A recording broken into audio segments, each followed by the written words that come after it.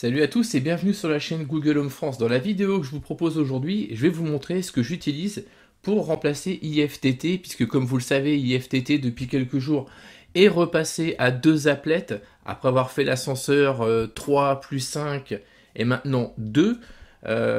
IFTT devient difficilement utilisable pour l'ensemble des utilisateurs, puisque 2 applets, on ne peut pas faire grand chose.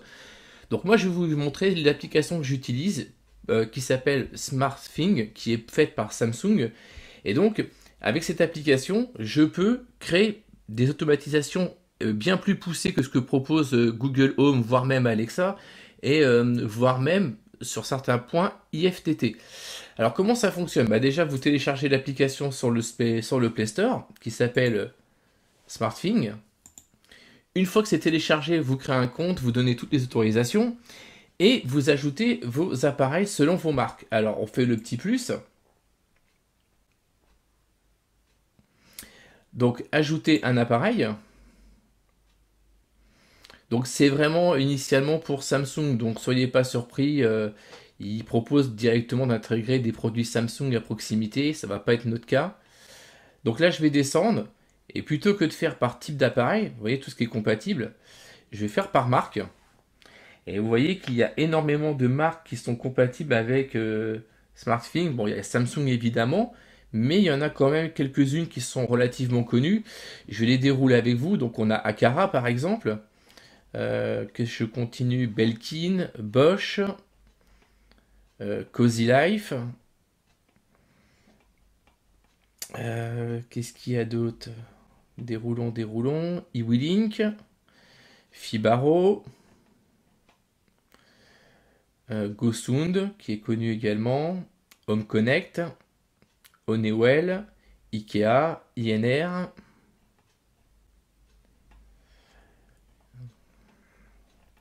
Je déroule, il y en a quand même beaucoup. Au départ, il n'y en avait pas tant que ça, mais depuis, même si Samsung n'en fait pas beaucoup la promotion, il y a énormément de marques qui viennent dessus.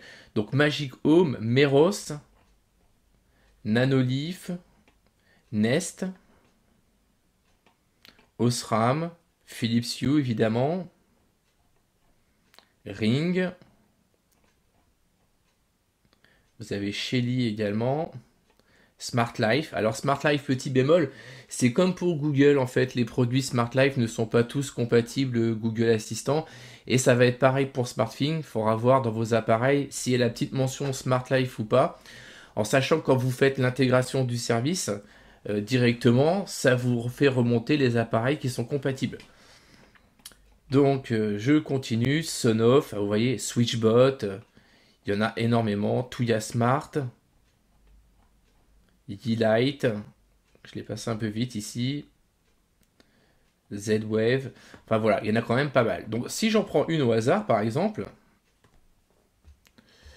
et que je vais faire une intégration, je vais faire par exemple Switchbot, on fait ajouter le compte, ça ressemble énormément à ce que propose Google Home. Donc on sélectionne le domicile, une pièce, on fait suivant. Voilà, donc moi j'ai déjà associé mon compte. Donc normalement ici il me demande le mot de passe utilisateur à Switchbot. Et là ce sont tous les produits qui vont me remonter directement dans SmartThing. Alors maintenant qu'on arrive à ça, une fois que vous avez fait toutes vos intégrations, vous pouvez, si ça vous amuse, créer plusieurs pièces, les mettre dedans et tout. Mais moi ce que je vais vous montrer c'est la partie automatisation. Voilà, j'en ai quand même pas mal puisque j'ai complètement quitté IFTT, je ne me sers que de ça. Et c'est vraiment super pratique. Voilà, alors maintenant, pour la partie automatisation, je vais vous montrer comment je l'utilise. Donc je vais faire un petit plus. Et je vais créer une routine. Et on va retrouver un peu ce qu'avait IFTT, c'est-à-dire si et alors. Donc si, ici, il va aller me chercher, par exemple, différentes solutions. Donc les heures, le statut d'un appareil, la position d'un membre, le mode du lieu, si on est absent ou présent, la météo, et un mode de sécurité. Donc moi je vais faire plutôt une routine classique, donc statut de l'appareil. Ici il va me rechercher tous mes appareils par pièce qui sont compatibles. Donc dans mon exemple, moi je vais plutôt partir sur un thermomètre. Donc je vais prendre un thermomètre extérieur. Voilà, la température. Je vais dire que s'il fait plus de 25 degrés, pardon, je me suis trompé, égal ou supérieur à 25 degrés, je peux définir un maintien de statut ou rajouter une autre condition préalable. Vous voyez, comme faisait IFTT. Là, je fais terminer. Et maintenant, je vais ajouter ma routine. Je vais faire contrôle d'un appareil. Et puis, je me dis que s'il fait plus de 25 degrés, je vais fermer, je sais pas moi. Qu'est-ce que je peux vous faire avec ça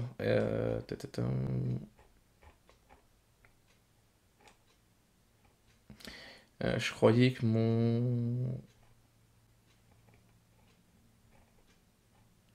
volet, voilà. Je vais fermer mon volet. Je fais suivant. Je vais le désactiver. Donc là, il va me fermer mon volet. Terminé.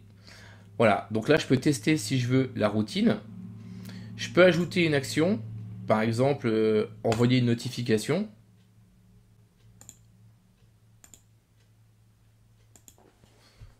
Voilà, ici. Je vais dire il fait chaud, par exemple.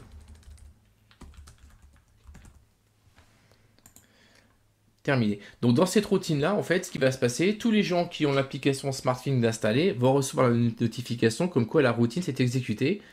Si la température extérieure fait plus de 25 degrés, alors le volet de la salle à manger va se fermer. Si j'enregistre, la routine est exécutée. Je vais vous montrer d'autres que je crée. Alors, je vais vous en montrer une autre que j'utilise. Donc par exemple, celle-ci, la première. Donc, thermomètre notre chambre, humidité égale ou inférieure à 63%. Donc, si le capteur SwitchBot me dit que l'humidité est inférieure à 63%, alors ce qui va se passer, c'est que le déshumidificateur de la chambre, qui est une prise connectée Meros, qui est reliée à un déshumidificateur, va se désactiver et donc couper le déshumidificateur. En même temps, ça m'envoie une notification sur mon téléphone pour me dire que ma chambre n'est plus humide et que le déshumidificateur s'est coupé. Une autre fonctionnalité, une autre que j'utilise, par exemple pour un chauffage. Donc le thermomètre de la chambre d'Alice, s'il est égal ou inférieur à 18 degrés, donc là toujours pareil, j'ai un capteur SwitchBot qui va donner les informations. Donc là en l'occurrence j'ai mis égal ou inférieur à 18,9 degrés.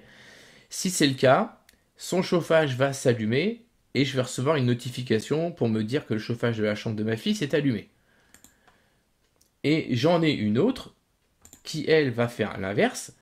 Quand la température de la chambre va être à 20 degrés supérieur ou égal, eh bien, le chauffage va se désactiver et on va recevoir une notification pour dire que le chauffage est éteint. Donc voilà, c'est un exemple de capteur que j'utilise. À la base, je passais pour IFTT pour faire tout ça, notamment pour la gestion de mes chauffages, puisque j'ai pas mal de modules de chauffage. La seule remarque que je vais avoir, c'est que j'ai des modules ITSI et les modules ITSI ne sont pas compatibles SmartThings. Donc ça, c'est un peu dommage. Donc voilà, je ne sais pas si vous connaissez cette application. Moi, je l'ai découvert il y a à peu près 2 ans et je l'utilise régulièrement. Et maintenant, je n'utilise quasiment que ça, en lieu et place de IFTT. On peut faire des scénarios super poussés, bien plus que Google Home et Alexa. Et on se rapproche vraiment de ce que proposait IFTT à la bonne époque. Donc voilà. Donc si vous avez des questions, n'hésitez pas à les laisser en commentaire et je me ferai un plaisir d'y répondre. Allez, à plus!